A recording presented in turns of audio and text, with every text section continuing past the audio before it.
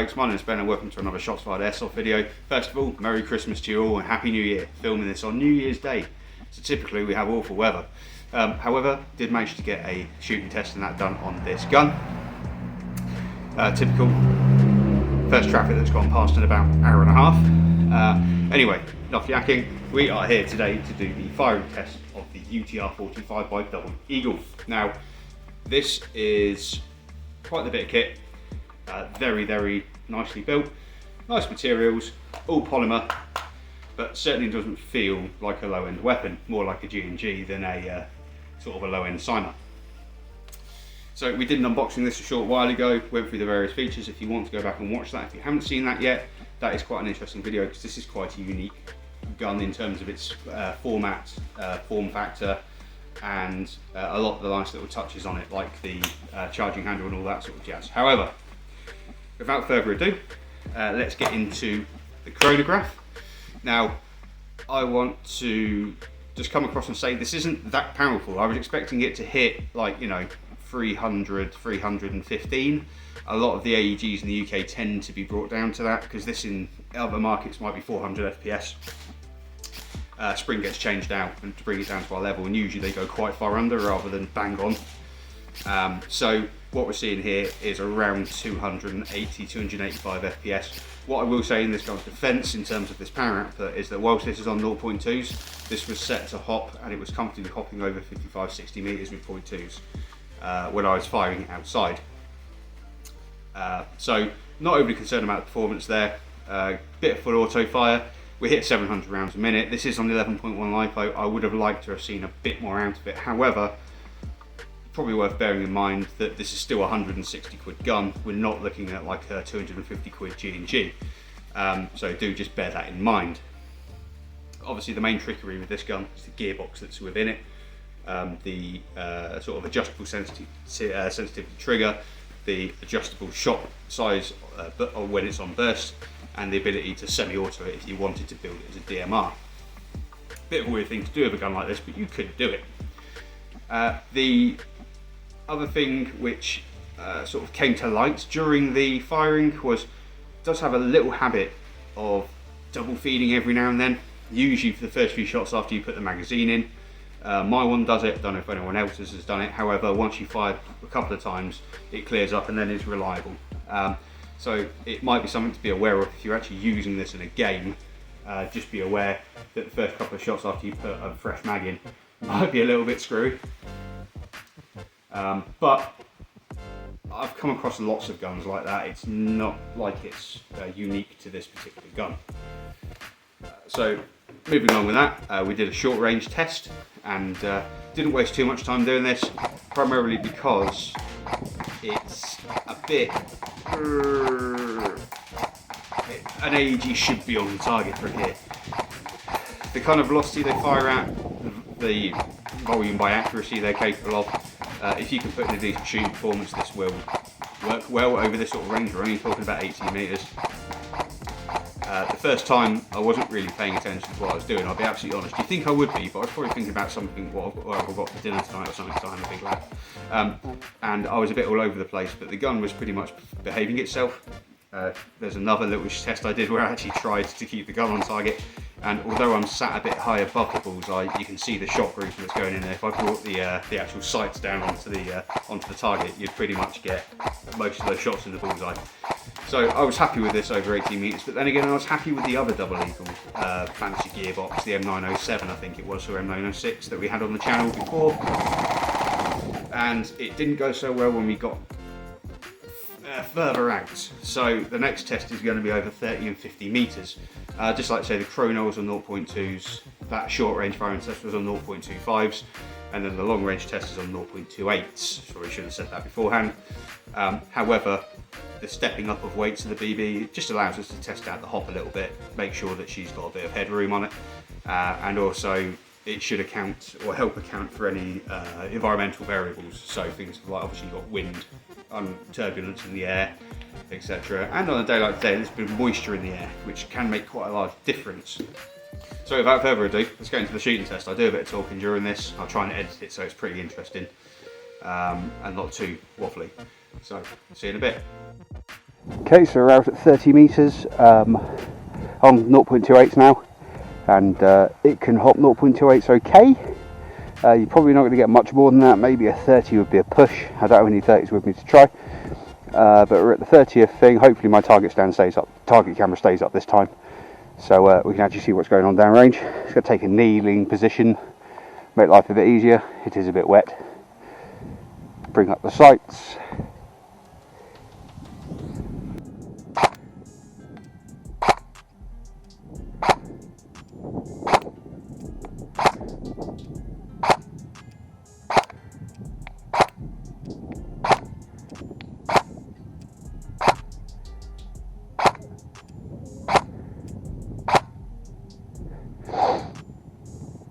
Just stand up a minute. We have got a definite lean to the left going on. That was a hit.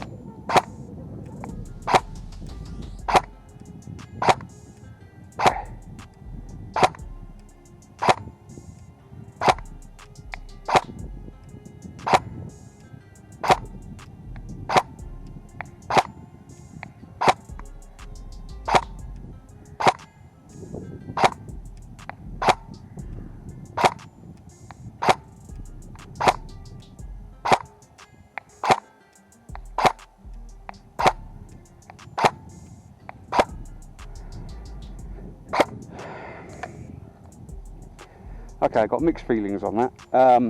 It's okay.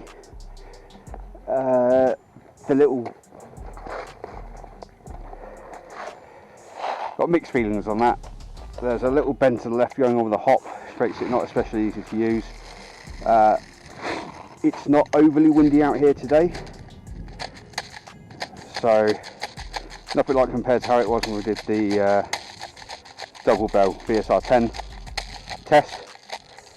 So with 0.28s we should be getting a fairly consistent flight path, and we're not really getting that at the moment. Oh.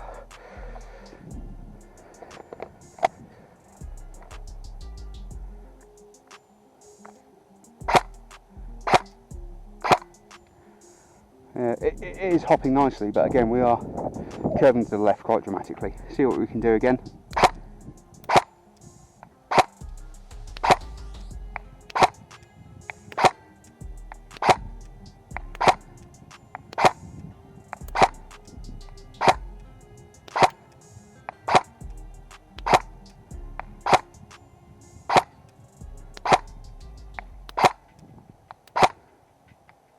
Yeah, so again, I'm actually having to just account for that, which is a bit annoying. Take just a little bit of hop off. That might be a bit better.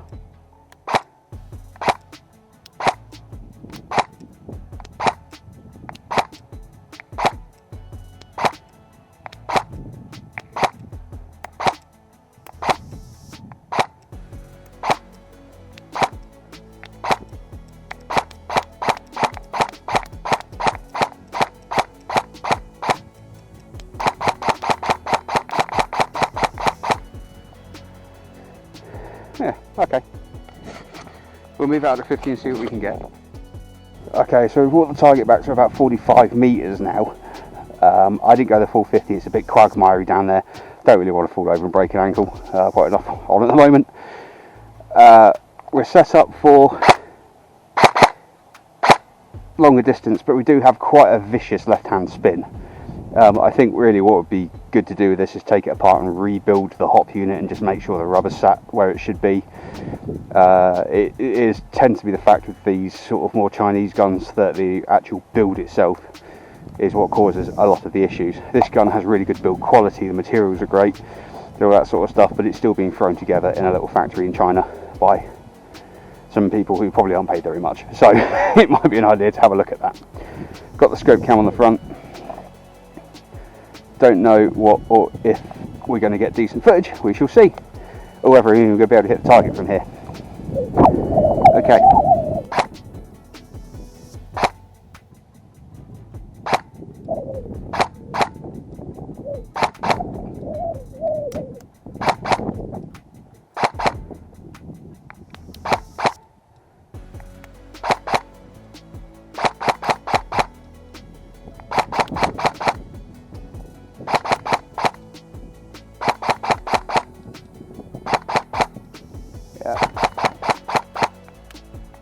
are getting some hits. I think we're going to be struggling with this. I can't really see what I'm doing. I should have brought a sight to bang on.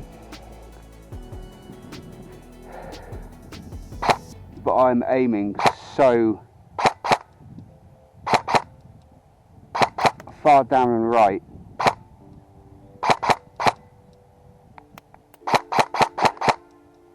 to account for this hop.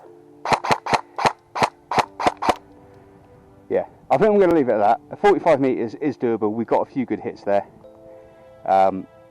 But you'll see on the scope cam, I'll put up a little bit of footage, whether it got any decent footage or not, I don't know. But you'll see where I'm actually having to aim the gun to get on that target. So that is all to do with the left-hand spin that the hop is applying to the BB. There is barely any wind here, so that is all the gun. So, long distance, it's got the power to get out there. The hop is powerful enough. It is still rising as it goes past the target. But I seriously need to get in there and do some work on it to make it accurate.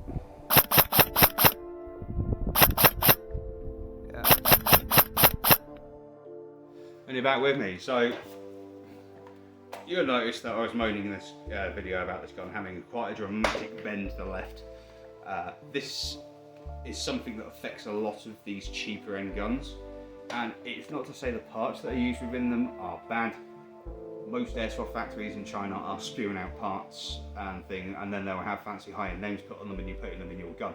But one of the big differences is that these things are put together by people in factories that maybe aren't paid that fantastically well. They work long hours and they don't necessarily have the best job satisfaction. And that is a bit of a broad sweeping term for things built in China. There are some very good quality things built in China. However, it doesn't mean that all of them are going to be. And no matter how much work is put in by the design team, the assembly of the gun can let it down. I think what we've got here is a hop-up chamber that is actually slightly skewed. Or a chamber, it could be the chamber with a rubber. It's not quite sat in the gun properly. Or it could be even where the hop-up rubber sits in the chamber. The rubber maybe isn't quite pressed fully into the slot and it's just out slightly. And that is affecting us at range. I am firing it quite far to the right.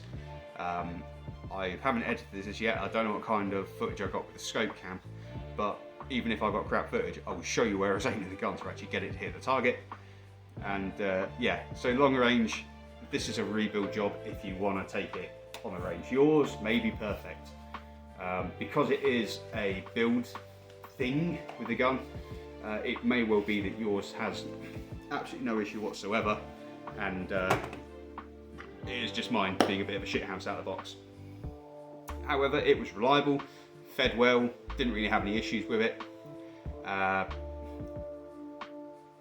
main thing about this gun is its form factor, the fact it's more of a almost like an SMG style than it is a sort of full-size M4 replica. Obviously this is sort of based on the UMP45 with the forward-facing mag. Very cool stock, and ergonomically for me it's far more, what's the word, appealing than something like the M4. I'm not really a huge fan of the old clamp. I like choking up on the mag well, getting in close. And for me, that really is the good thing about this gun. The only other thing I'm going to say is this is £160, which is a really good deal for the fancy gearbox, the general build quality, and you know what, if you have to take it apart and put it back together again, not the end of the world. If you're going to pay a tech to do it, maybe you should learn to work on your guns. That's all I'm saying, because the cheaper end of the segment is perfectly capable of performing like the higher end of the segment, especially in airsoft, as long as you are capable of getting in there and doing a bit of work yourself. Even swapping the hop-up rubber in this could fix it. It could even be a matter of reseating the hop-up rubber. It could also be a barrel problem. It could be a tiny bit of corrosion in the barrel on the left-hand side, and as the BB is going past, it's just skidding it and just putting a bit of sideways spin on the BB, which doesn't affect it out of the barrel, but about 20-25 metres downrange, they're veering off like this. So, my only problem with this gun is that if you do get a bit of a ball achy one out of the box, the trouble you're going to have is that you've got to take it apart and put it back together, and what you've got is a plastic Chinese AEG with a gearbox that most of the functions in this country are going to be illegal to use, you know, where you would want to use this gun. If you're in a CQB, my CQB is no binary triggers, no burst fire, you can double tap, but it mustn't be a fully auto double tap, so no two-shot burst. and no burst fire. So this gun is about 40 quid more expensive than a decent entry-level Cyma that will probably shoot straight out the box. Because Cyma, one of the things they have done very well is get the low end of their sort of AEG segment quite well sorted. And you can get one of those, get it out of the box, and generally it will be quite accurate. The 85 quid one I had on here was really good, and I don't think I ever fired it at range, but I can tell you right now that firing it up the range out here, it was 1,000 times more accurate than this, because it didn't have that annoying left-hand bend on the hop. So out of the box, I would highly recommend you go and buy one of those, even though it doesn't have the fancy gearbox and it doesn't have the fancy externals, it doesn't have the nice feel. But at the end of the day, what I'm looking at is sending little bits of plastic out there that are going to hit people, and for it to shoot where I point the gun. This doesn't do it, regardless of what's wrong with it. It's not something, you know, that what I'm saying is it's a very cool gun. If you want the feature of the gearbox, it's a good buy. If you don't want the feature of the gearbox or can't use it, it is a plastic Chinese AEG that they want you to pay 160 quid for, and over £200 for the metal one. So I think you should think carefully before going for it over something like a low-end Cyma. You spend 160 quid on a Cyma, the thing will be ballistic. They are really, once you start getting up to that money, they are really good. Like a platinum, just a platinum M4 or something like that is a fantastic piece of kit out of the box, and they only get better with a few bits added to them. This is a V2 gearbox, I believe still. This will be exactly the same, it will get better. I'm not saying I don't recommend this. It is quite a cool piece of kit, and for plinking and fun around and messing around and all that sort of stuff, it has an excellent gearbox. It feels really nice. Love the different style. Lots of nice touches on it. And realistically, for 160 quid, it is a good buy. I'm just saying that if you are in the budget segment for AEGs, if you want to spend 160 quid on a Cyma, it's going to be better than this, even without the fancy binary trigger that you can't use anywhere, literally, and the the adjustable burst shot and all that sort of stuff. So that's a bit of a weird conclusion. However, I think it might make sense. Let me know in the comments. Subscribe if you're watching this and you don't mind waffle.